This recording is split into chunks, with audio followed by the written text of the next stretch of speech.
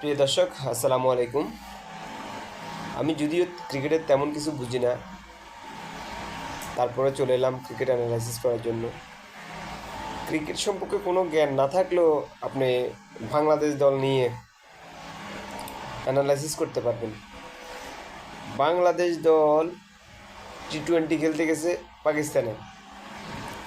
এর আগে তো আরব আমিরাতের সাথে যা হয়েছে, এটা কি বলবো, কিছু বলার নাই। মানে লজ্জা কি জিনিস বাংলাদেশ দলে ক্রিকেটারদের মধ্যে নাই। পাকিস্তানের সাথে গতকালকে রাত্রে, মানে শুক্রবার রাত্রে ম্যাচটি 9টা বাজে শুরু হয়।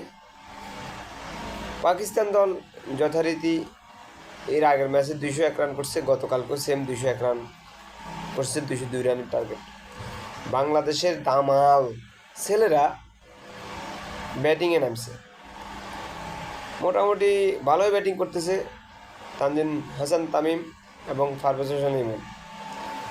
তামিম 19 বলে 33 রান করছে, পারভেজ হোসেন ইমন করছে 9 বলে 8 রান।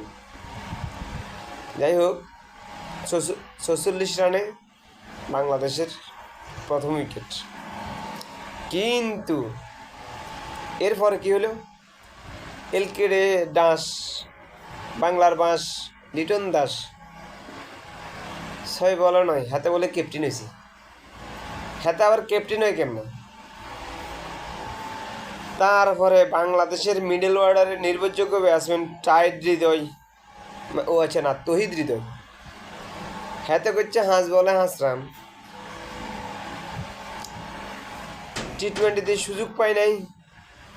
অবশেষে বাংলাদেশের করুণ অবস্থা দেখে নির্বাচকরা বা ক্রিকেট বোর্ড যেমনে হেমনে করি মেহেদি মিরাজেরা হারাইছে। হাতে তো বোলিংয়ে মাসাল্লাহ মোটামুটি বিখ্যাত হয়েছে কালকে, সে কথা আর কইতাম না। এতে 17 বলে 23 রান হয়েছে, মোটামুটি ঠিক আছে। কিন্তু আমাদের জাকের আলী 1 বল খেলছে। টি-20তে যদি এই অবস্থা হয়, এখন বেগুনের ইশাদের তানজিম সাকিবের ফা 2-1 যদি ফানি খায়, আমার মনে হয় একটু কাজ হচ্ছে।